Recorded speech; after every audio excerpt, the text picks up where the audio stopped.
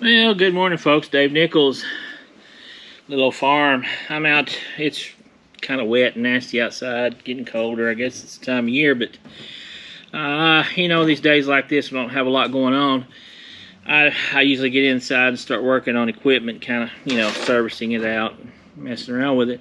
My kids keep telling me, they said, Dad, you're out there doing this work.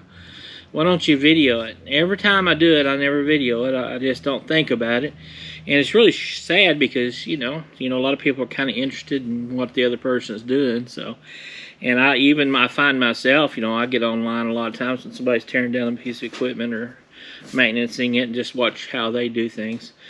But I want to get into quality. I want to talk about quality for a little bit. It's a broken record. I know there's not much we can do about it, but I don't know if you have noticed, but over the years, quality has just suffered so poorly in every aspect of our lives. There's just hardly anything that you can find that is of good quality. We get so many parts from overseas, and they manufacture and build overseas where that's something we don't do anymore, and it's truly tragic. But even those parts that you get from overseas that are considered, I consider most of it junk, is getting more and more costly as time goes on. So what we have done as Americans, in many ways, we've just shot ourselves in the foot. We've come to the point where everything's throwaway and nothing has any value to it. And I don't know how you feel about life, but I kind of like having value. I like to have something that would last a lifetime or close to it. But I was looking, I had this little thing, I got it for nearly nothing. I don't know why I picked it up, but I just, I get to looking at things and I'm curious. And it's a little John Deere blower. When I got this thing, it was absolutely horrendous. I mean, in every aspect, it was terrible. I mean, it had an exhaust. I mean, the filter on it was the whole thing was busted up on it. Old plastic's hard and brittle, and you can see I just rigged it up. I didn't do anything special. Put a filter in there and just kind of got it where it worked. When I opened it up and started looking inside and pouring out all the fluid in it, it was just goo. It wasn't old gas. It wasn't necessarily oil. I mean, it was goo, and that's the best I can explain it. I mean, goo came out of the tank, completely came out. Everything in here was just completely gooed up. And when I finally got it to fire, I had to use, I had to keep working with it, and I had to use, starting fluid. And I was able to get it to fire, and it would fire just for a little bit. But every time it fired, man, it would smoke like crazy. I mean, just crazy amount of smoke.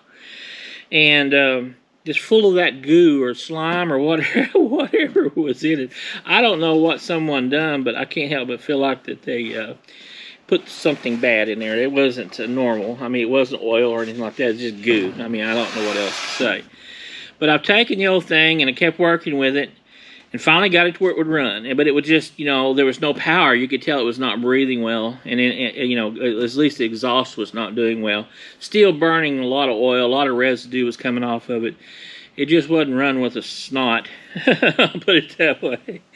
So I went ahead and pulled the carburetor off. I mean, not the carburetor, but the exhaust off. And the exhaust, you just would not believe that exhaust. You wouldn't believe how gooey, nasty that exhaust was. The whole entire thing was full of this goo. I mean, it was terrible. I had just never seen this. I've never seen it that bad, so I couldn't figure out what in the world. But anyway, I took it off and looked at it, and I thought, there's no way to take this apart. The muffler does not come apart. And I said, there's no way to get in there and take it apart and clean it up. It's impossible. I'd either have to buy another exhaust for it or something like that, and I just didn't want to put no money into it. I have no money in it to speak of. I don't want to have to go ahead and order these crazy parts for a machine that's not worth flip. That's not very good. It's okay. It'll just, it's just okay. But I didn't want to put no money into it, so I looked at that, the muffler on it. And you can see the muffler right there. And I thought, well, I'm going to take it off. I took it off, and like I told you, it's just full of goo. So I decided to, I knew the only way to get all that goo out of there was somehow to burn it out. So I took some, I think it was, yeah, lacquer thinner, put lacquer thinner in it and started cleaning it. It was so gummed up, even the lacquer thinner was not doing anything for it to speak of. And so I took it outside and I put it on a rock and I lit it up. I actually caught it on fire. And with all that lacquer in there and that oil combined, I just sit there and let it burn itself off. And it completely burnt all that nasty, oily, nasty goo that was in that muffler. It you know, it completely burned it out. I mean, it sit there and it burned. And I don't want to exaggerate, but I can assure you it was over 5 or 6 minutes of burning, just pure burning, that it sit there and burned. It could have been even longer. I don't know. I should have timed it. I didn't think about making a YouTube thing on it, but I should have, because it's kind of, it was kind of one of those deals. But anyway, I put it back together, and it made a huge difference. The thing started breathing so much better. It wasn't bogging down. I went ahead and drilled out, I probably shouldn't have done that, but I went ahead and drilled out a few more holes to get a little bit more air through the muffler system. You know, all it has is this little bitty hole, and this little bitty hole right here is smaller than what the carburetor is. So, you know, I mean, if you understand physics of any kind, you know that, you know, whatever you got coming in should be going out. And that was still a pretty heavy restriction. So I drilled out a few little holes around it. I couldn't drill it all over it because it would catch all this on fire. And if you look, you can see where this got kind of melty there because of the extra exhaust coming out of, you know, the muffler, which I don't care. But I went ahead and done that, and it ran so much better because I finally got this thing running pretty good. And then on the carburetor side, I just kind of rigged it. That's just a Southern ingenuity at its best. Put a filter in there, a homemade filter in there. Put a couple of screws into it to hold it in place where it would keep dust and dirt from getting in it, and call it good. I mean, and that's all I'm going to do. I'm not going to go and order these parts. If you can order them, I have no idea. I'm not a small equipment man, so I don't know. I guess you could, but I just can't see the value. But now that's something I want to talk to you again. I'm going to get back to value. I hate beating up on John Deere because it has such a reputation. And back when I was young and growing up in the 60s, 70s, and 80s, John Deere was the go-to equipment. Now, this area, around our area, we are farming quite a bit. And the farming community around here used either John Deere or Massey Ferguson. That was the one that Massey Ferguson used to be Massey Harris. And that was really what you've seen prominent around here. And we had a pretty good dealer back in those years with the Massey Ferguson. So you probably, and many times you'd see more Masseys out there than you did John Deere's in this area. And maybe that's why I'm more biased toward it. But I've never owned a Massey Ferguson myself. I mean, I've always kind of liked them. I like the older ones with the old Perkins diesels in them.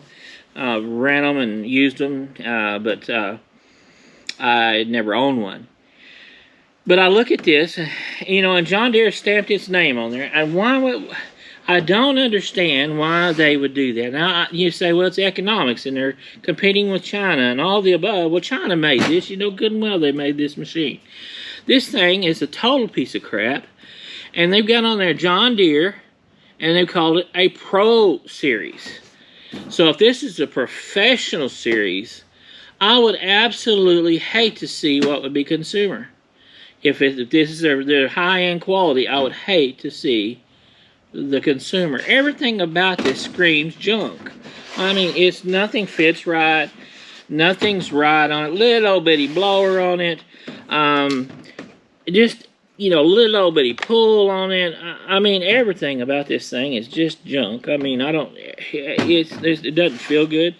Even the trigger feels, I mean, look at that trigger. It feels like it's just junk, you know. It doesn't feel right. It's wiggly, just terrible. The only thing on here is the on and off switch feels pretty good. You know, that feels pretty solid. I like that. But that's sad when only one part you can say, hey, that feels pretty good. But the rest of it's just absolute total junk. if this thing had a serious problem, which it did have, but I mean, to the point where I had to do any work on it that would be causing me to buy parts for it or disassemble it, there's no way in the world I would put the money into it. You'd just never get it out of it. But you know, there was a day when you had John Deere stamped on it, it would be high end, and I mean, people would seek after it. I've got a I'm gonna guess it's an 80s model, but it's a John Deere 455 lawnmower. Now that thing is absolutely a Cadillac. I mean, it rides like a Cadillac. It's got power steering, a little diesel in it, real strong, 60-inch cut. It's got hydraulics on it. It's got hydraulic hookups on it. It's just, I mean, for a lawnmower, it's absolutely wonderful. I mean, it's a good piece of equipment. People seek after that machine like you can't even imagine, because it goes back in the day when John Deere actually done the building of their equipment. And today, if you went up to town and you went to any, you know, box store and you picked up any kind of lawnmower or anything that says John Deere on it, it's just junk. I mean, this is the kind of stuff that you're getting. I don't know. I'm not a CEO of a big company, and I know what they're doing. They're saying, look, you know, people are going to buy the cheap, and people will. I mean, that's just the fact. We don't buy quality. But used to, you when you paid for it, you got something of quality. Now you pay for it, and you still don't get quality. So, you know, a lot of times you're better to go to the cheap, you know. And I know that John Deere has recognized that, and they said, look, you know, we're going to have to start subbing this out to, you know, China. Let them build our equipment. We'll throw our name on it. We'll be able to sell it. But I think it hurts them. I think in the long run it's going to hurt them. All these companies that do that, I think in the long run it's going to be bad, because they're going to be no different from what you could buy, you know, some off-name brand Hyundai, whatever type Hulu Guru type machine that comes from China. It would be there's absolutely no difference. So why would you go and buy and pay 2 or 3 times more for this because it's got a John Deere name on it than just to buy the thing straight on from Temu or someplace whatever, these different companies? Why would you do it? Now that's the way I look at it, if that's the case. So John Deere says, you know, you need to look at it and say, well, you know, people are going to get to that point now. And I'm there. I'm to that point. If I'm going to buy junk, I go buy the junk. You know, I don't care necessarily about the name. It doesn't matter to me. But they call this a Pro Series. That's just unbelievable. It seems to me, if I was running that corporation and I was the CEO, one of the things I would personally do is I'd rebrand it. I'd call it like JD equipment. You know, and then you have small print John Deere, and then have that as your low-end equipment, and you call it JD, you know, BH25, you know, or something like that. And, you know, because you're going against, you know, foreign names anyway, why don't you just keep it where it's a little bit more of an American name, and a known name. And, you know, somewhere in the small fine print, you know, you could have John Deere Equipment Company, just very small print, and make people understand this would be their low-end stuff, the ones that they compete with concerning, you know, China. And then they just go buy the China equipment, press their name on it, and call it good. They could probably do an upgrade or two, but I can look at this machine and see that there's no upgrades in this machine. There's no quality. But I'm going to fire it up here in a little bit and show you that I've got it running pretty good. Just wanted to share that with you on the quality. I don't know, it's kind of sickening, but I think I'm gonna tear down the saw here in a minute and work on it, clean it up. So you might stay with me and I'll show you that as well. Thank you.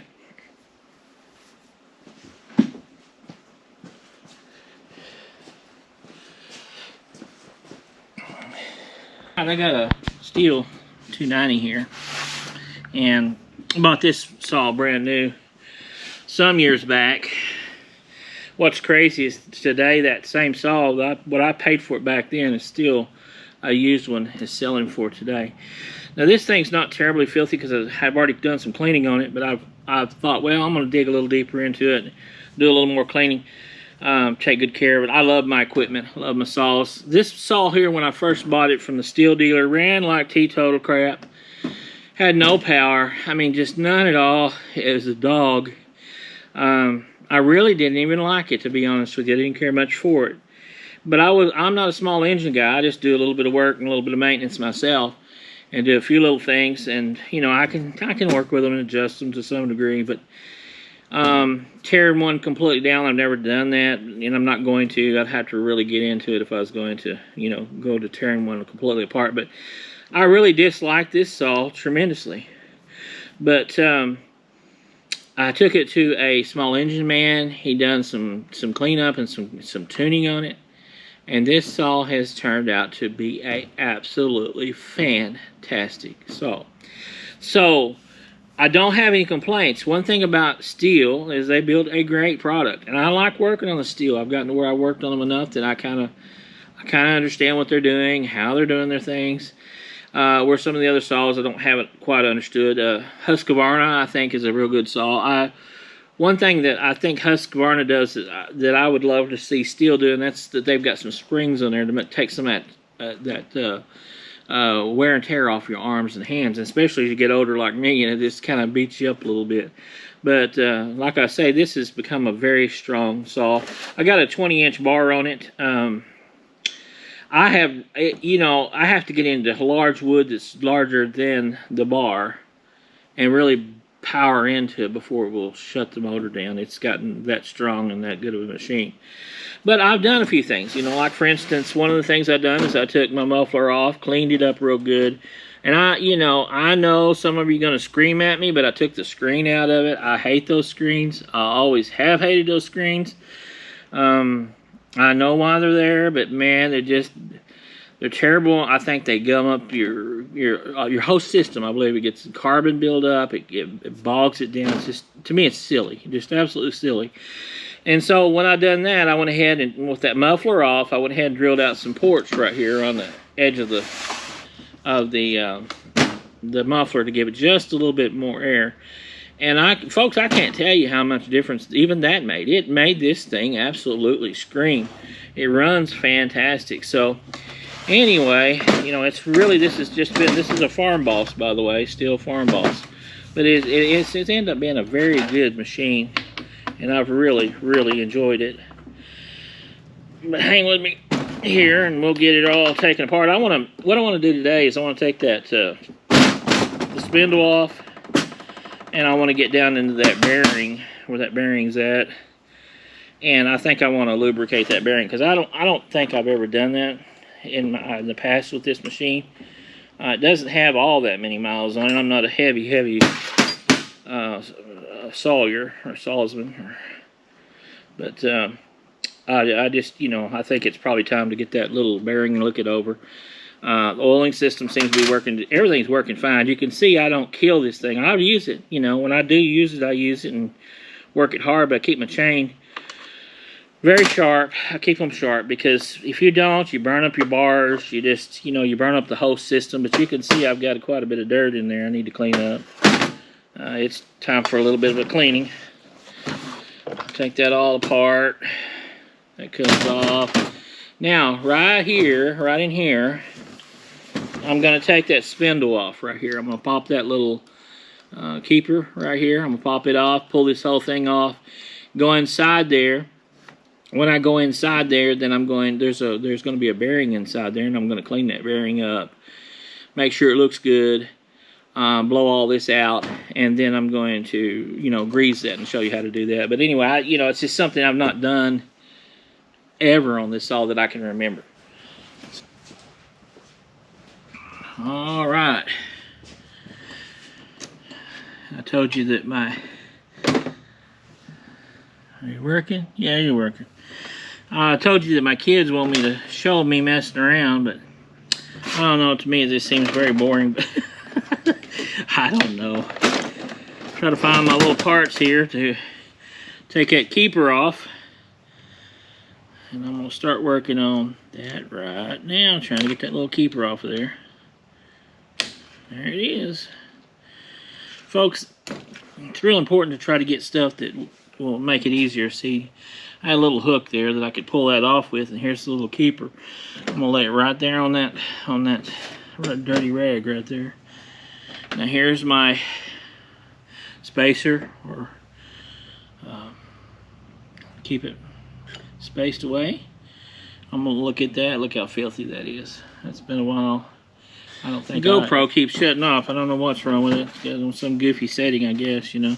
That's the bad thing about being in this world, is IT and me, we, you know, so.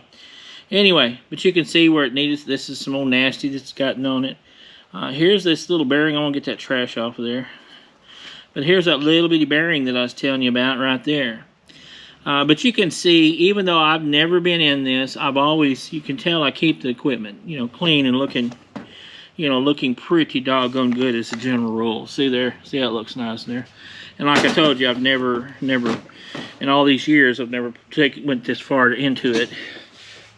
I didn't think I had a need, but, you know, I knew that I better, after a while, I got thinking I better get in there and clean that up. So what I'm going to do now is I'm going to take some carburetor cleaner or something, you know, anything just to clean it up. That little bearing, because that little bearing is going to need to be examined, make sure it's in good shape. And it looks like it's fantastic. Put just a little bit on there, and I know everyone is going to say, why don't you have your gloves on? I don't know, I guess I just like my hands on it, I don't know. But anyway, I'm going to clean it up just a little bit here. I'll show it to you. Kind of show it to you. Looks pretty good, you can see. It's pretty even. I don't see no wear and tear on it. All the little wheels seem to be turning and doing their thing. Yeah, I cut myself. I can't help. Every time I'm out here working like this, it's just a fact. You know, I'm gonna hurt myself somehow or another. And you know, it seems like the older you get, the more that crap happens. You know,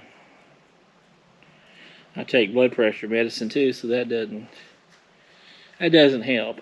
You know, I told my wife here a while back, it's every morning. Just about every morning when I get up, or even when I'm, you know, just out around again in the mornings, I start kind of coughing, and it's because of that lil'o'farm, or whatever it's called, the blood pressure medicine. It makes me cough. And I said, I bet you everybody in the world thinks I'm sick. You know, because it sounds like I'm sick because I'm coughing, but the thing is, it's really not. See, that is really nice. That looks good. Now, I'm going to go ahead and shut you back off. I'm going to clean up these pieces, clean up this again, and I'll be right back, and we will put it back together. All right, while I'm sitting here cleaning on this just a little bit, you can see it looks quite a bit better. It's getting better and better as I work on it, clean it up a little bit. I blew all this out real well. It's all good and clean. I'll show you here in a minute. But there's a lot of discussion online about oil and what kind of two-stroke oil to use in the machines. You know, that's one of those topics that I hesitate to get on, because I'm not just a know-it-all. I don't know everything. I'll tell you what, though. I was watching some of the breakdowns on some of these guys on YouTube that shows the breakdowns on the oils and what it does inside, and they take the machine completely apart. I'm just not a big fan of Stihl's oil. Now, Stihl makes an absolutely wonderful saw. I think they're a fantastic product. I wish we didn't have to pay as much as we do for them, but I think they make a high quality equipment. But the oils, I've been just kind of checking around and using different ones and see which ones seem to do well. I'm not going to sit here and tell you which one I think's best yet, because I've not really come to a full conclusion. But you know, I think you can't go wrong with Amsoil on some of them. I don't think you can go wrong with them. But what really concerns me is they keep thinning the oils. They even do it on the cars now. They really get the oils really thin. Now, I know the new cars has got tighter tolerances, and you know, I know if you run anything thick in there, you're just going to screw the engine up. But I also hear the tappets and everything else, and the new cars are rattling and knocking because they're just, you know, I don't think they got a heavy enough oil on them. But who am I to say? You know, I don't know. But I still go 40 to 1 on my oil, on my two-stroke stuff. I'm just gonna do it. I'm gonna, if it means fouling more plugs or whatever, oh, so be it. I maybe put one plug in this thing in this many years. I just, you know, of course I don't use it as much as, you know, hard-working people that work it every day. I don't do that. But I'm gonna go 40 to 1. I'm just going to keep everything 40 to 1. I'm not a big fan of the canned stuff at all. I believe that canned stuff is mostly alcohol. I don't like it, and I just don't like it the way it mixes, the way it runs. I like getting a good high quality fuel, and then adding my my two-stroke oil to it. I like doing that. That just seems to be the cat's meow for me, you know. And I don't know, I can just absolutely feel the difference in the power of the equipment when I do it that way. And it just seems to run so much better. I have used some VP the other day, two-stroke oil, and it just seemed to be doing real good. Really good. It's running super, super nice. So I was, you know, like I told you, the verdict's out on all this stuff. I'm kind of testing different ones and see which ones I like. But see, I don't tear it down. So I don't tear it all the way down. You know, I look in there and I look at the cylinders from time to time, but I don't tear it down to where I can look at the cylinder. I look through the ports and things like that and kind of look and see if I see any scoring, you know, that way. But that's about as far as I go into them. I don't tear them all the way apart because I don't want to cause air leaks and cause my engine to go bad on me. But anyway, yeah, the verdict's out still on the oil stuff. I don't know what to tell you about that. Now let's go ahead and put this thing back together. It's real simple, like I just showed you. It was very simple, just a little bit of cleanup. I think I got this old boy looking really nice. So what we're going to do now is we're going to go ahead and just put it back together. I've got my little bearing. We cleaned it all up. I'm going to put some grease on it. This is just a full synthetic, and it shouldn't have a lot of other greases or anything like that mixing with it where it would, you know, break it down. Sometimes different greases don't get along with each other. But I'm going to go ahead and put a little bit of, this is for, bearings on wheels and things like that, you know, that you put on your car, you know, like on the set of bearings inside the wheel hubs. And so but it's a good product, you know, it's wobbling. It's a good product. It's a little thick, but I think in this situation it's not a bad thing. I'll put a little bit on the shaft here. Gotta get not crazy, you know. You don't want to get it. You don't want it all inside the saw, you know, where the clutches are at. This wouldn't be very smart. I wouldn't think. But just gotta, you know, kind of lube it up a little bit, and you can see there what I've done with it. Just got just enough on there to be doing something. Go ahead and put it into place. Wipe my fingers down a little bit. Nothing like getting nasty and dirty, huh? So I know there's a lot of people out there like me that like goofing with stuff like this. So I'm just going to encourage you to enjoy it. Get after it. Do it. Now, there's a little slot right here. A little old bitty slot right there on this clutch cover. And inside, behind the clutch itself, there's a little spring. There's a little piece of metal back there. There's a little spring back in there. And you've got to locate that little spring. And wherever that little spring is at is where you've got to put that groove on there. And I'm looking hard here, trying to see it. Oh, I see it. It's right there. It's right there. Okay. I see it right there. So mine is right here. It's about 1 o'clock on the saw. I see it right there. So I'm gonna take a little old groove right there, set it right down at 1 o'clock. It feels pretty good. Okay, got that on there. It's bad when you get to be old like me and can't see. Now I'm gonna put my washer back on. I think I'll put a hair bit of grease on that, just a hair. Probably don't need to, but I'm going to. Probably not necessary. I'll put just a smidgen on there, just to say I did it anyway. See, I mean, there's just not hardly anything, hardly any surface grease on it. But put that on there like it's supposed to. Make sure you don't turn it upside down. Find my little keeper. The little keeper, pop it down on there where it needs to go. This is the fun part. And you got to be paying attention when you do this part because it can go flying. Now I'm just going to simply snap it back on, but I'm going to put my hands around it. I do run a risk. of it smashing my fingers. But putting that keeper on is, you know, we got to get it on there. And I put my hands around it so if it goes flying, maybe I can find it. There she goes. Now, I don't stop right there. You'll see guys pop them on. I get something then and I go around and make sure that thing's moving around. See here? I don't just take that got it on the first try. I just want to make sure it's in its grooves, and it is. And so now I don't need to worry about it anymore. I don't need to worry about it. It's there. Come back, check your brake, make sure your brake's working. Everything's happy. Everybody's happy. Now it's time to put our bar back on. I want to talk to you about my bar. Since we're at that point, we'll talk about a bar. I don't know if I've done something right or wrong. I went ahead and tried it.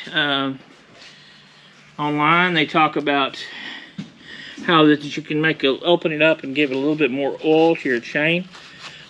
One thing that I have noticed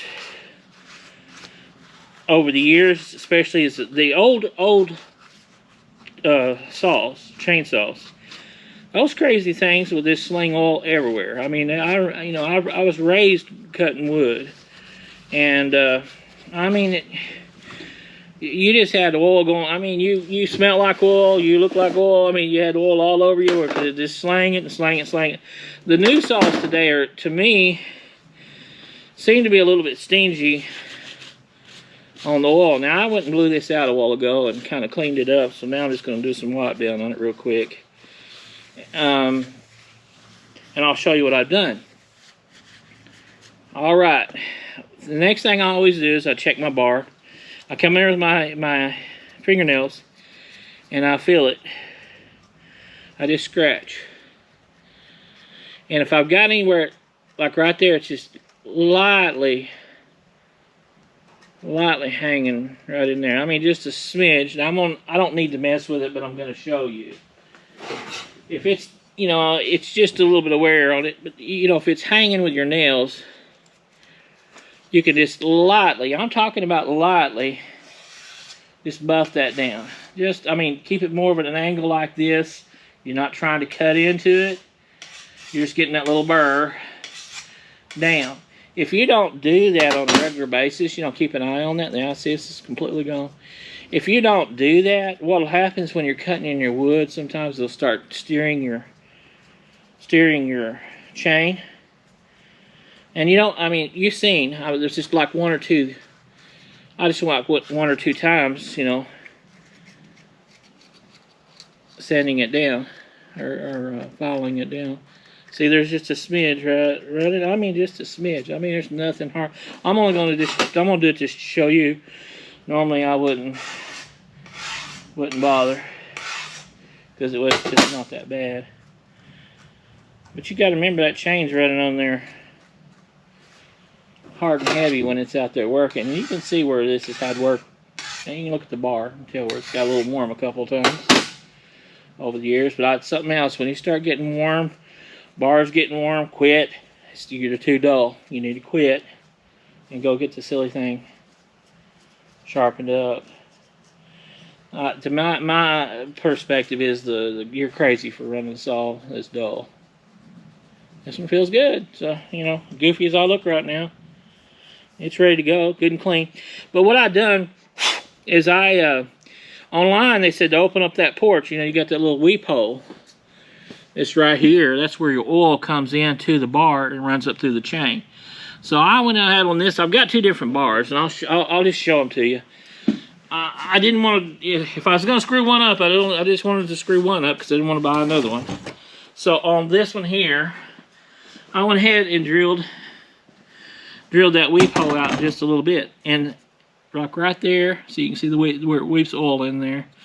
And right here where it weeps oil in, I drilled them out. I didn't go plumb through, of course. You know, you just went in there enough to get it to where the oil would come in here and grab a hold of the bar. And if you notice on this one, these are the same bars, basically. This one here has the little bitty dinky hole. You can see the differences there. Little bitty dinky hole right there. So far, I'm liking it. So far, it's oiling a whole lot better than it was before. So apparently that's, you know, an idea. I'm not going to tell you to do it because you know, I'm sure somebody smarter than me can come along and say, hey, David, you know, you really hurt the back pressure, or you did whatever you did on your oiler. That's going to make it not work right, or they're going to go and try it for themselves. Who knows? I don't know. But I do think to me, I know it's putting out more oil because I ran the saw completely out of fuel the other day when I was cutting some huge logs. Some big old, I was cutting some big pecan. And, you know, I ran out of fuel, completely out of fuel. And when I did, I looked at my oil afterwards, and it was, you know, it was down pretty low. I mean, it never gets empty, but it was down lower than normally. Normally, when I run a full tank of fuel, normally it uses about a half a tank of oil. This time it was more, so I know good and well I was slinging. I have no doubt in my mind that I was slinging more oil. So I think that's probably a good thing. You know, just my opinion. Whatever it's worth. So, you know, you can think about it and decide if it's something you want to try, or you know, you don't want to do it. It's entirely up to you. I'm like I told you, I was willing to give up one bar if I screwed something up. You know, if you rent the bar. Get in there.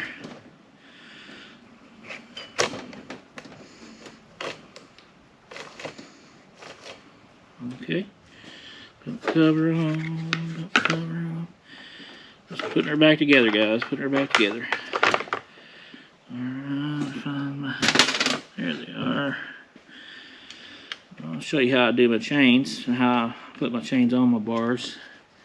Of course, everybody does things differently. You know, I'm an older guy. I'm a little slower too sometimes. You know, but it's kind of like chewing gum and walking down the street. It's kind of hard to sit here and be doing this stuff and talking. Because I'm just, you know, it's multitasking, and who wants to do that, you know? Who wants to multitask? Alright, I used to do that real well when I was young. I just multitask all the time.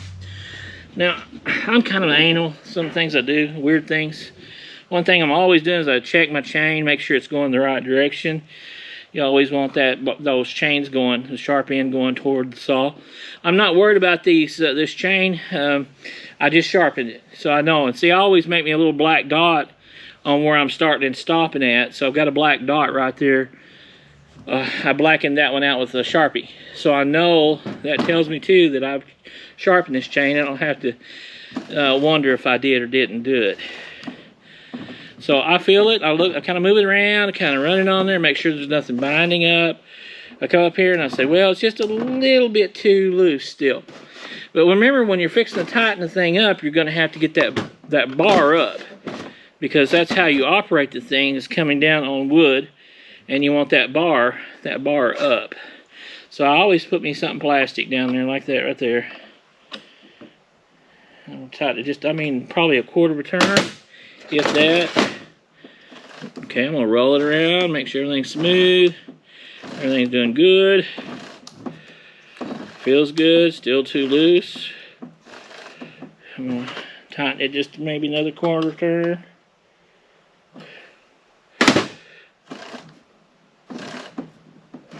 Make sure everything's feeling good, everything Looks good, feels good. Put a little bit of WD-40 in there for that. Make it run this a little smoother there. Okay, it's getting really close. You want it just to where it, I mean, I'm gonna go just a hair more. You don't want to stretch this thing way out and get it hot and melt your bar, because what will happen is that bar will start giving you edges if you're too tight. That's just about right. I pull it up and I look at it. If that bottom tooth is just, you know, barely still sticking in there after I've rolled it a few times,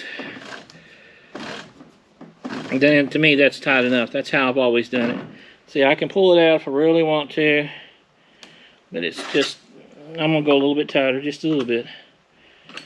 Now see, we've not probably turned it a little over half a turn maybe.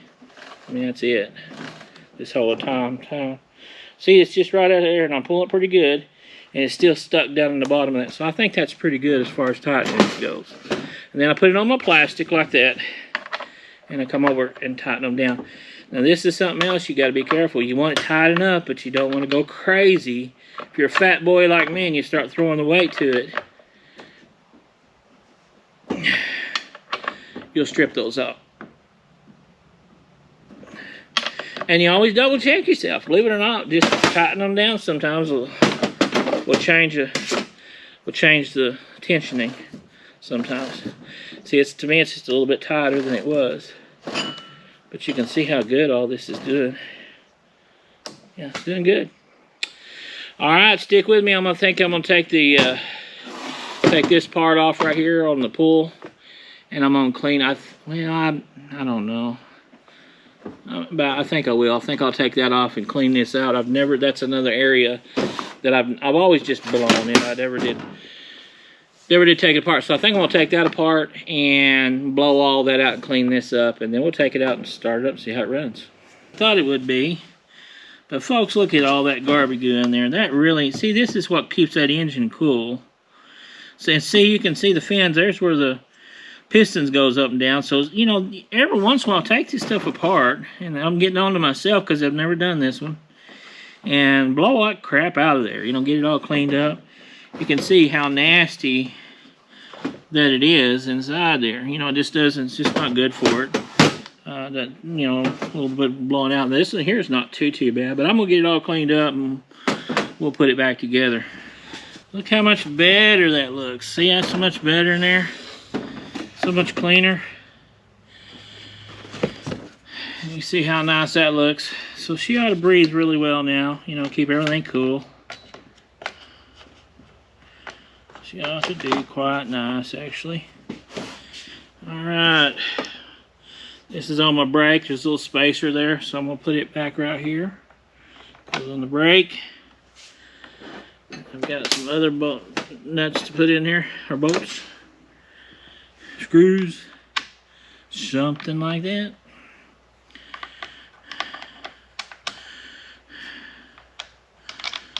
Alrighty. Start kind of, when I put things back together, I do my best to just kind of lightly tighten them in the beginning. I learned out a long time ago. I was working on a tractor, and back in the day they used a, well, maybe the right word's not pot metal, but it was a different kind of metal. It wasn't steel, and it had a, you know, anyway, if you tighten those down, especially like lugs on tractors, and you tighten one side down too much before you get the other side down, it would snap that metal. And ever since then, I learned my lesson. You just kind of work everything down gently until everything's tight. And it seems like it works out good that way. Of course, as a young boy growing up piddling with things too, I didn't know my own power. A lot of times I'd get, a young teenager gets stronger and stronger and over tighten things and strip things out. I've done that a bunch when I was a kid. And since then, I've done my best to try not to do that anymore. That's not a good thing. It causes a lot of trouble trying to get it back together. But you can kind of see I'm just lightly tightening them up. Now I'm going to kind of cut a corner. You don't have to do it my way. Everybody can do their own thing. That's pretty tight there. But I'm just telling you what I do. You know, the real mechanics, they got their own way of doing a lot of things, and they look at me like I'm crazy, so that's good though. At least we all try real hard. Alrighty. I think she's ready to go. I'm not gonna start it. I just want to make sure it's working right. Yeah, it's working right. All right, we're gonna take this equipment outside, fire it up. This one here is probably gonna smoke a little bit because I got oil on there. I used only solvents when I was cleaning it up. I didn't use any kind of liquid, water liquid type things, because I don't think that's real good on your strings or any of your components. Oh, hard on the old guy. I gotta remember how to run this thing.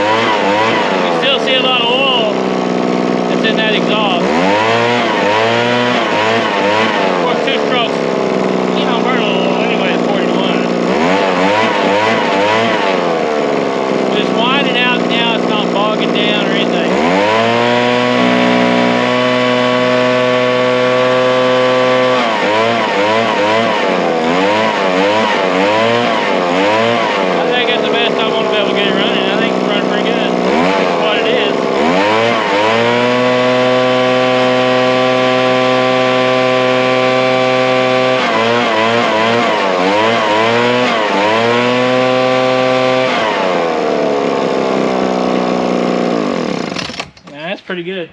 That's pretty good. I'm proud of that. It probably wasn't worth the effort, but it was still fun messing around with it. Now let's see how the old 290 is going to do.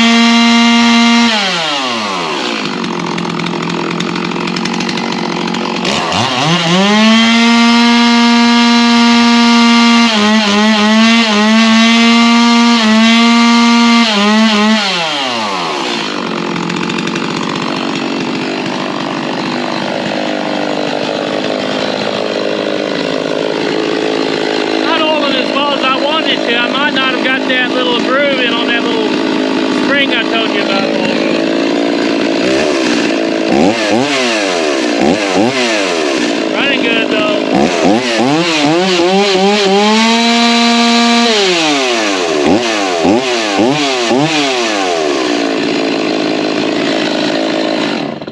Well, I'll take it back in and make sure I got that cover back where that little spring's at, because when that goes around, that's what makes your oiler work. So it was putting out some oil, but it just wasn't as good as I'd like to have seen it. But you can see the chain's pretty wet.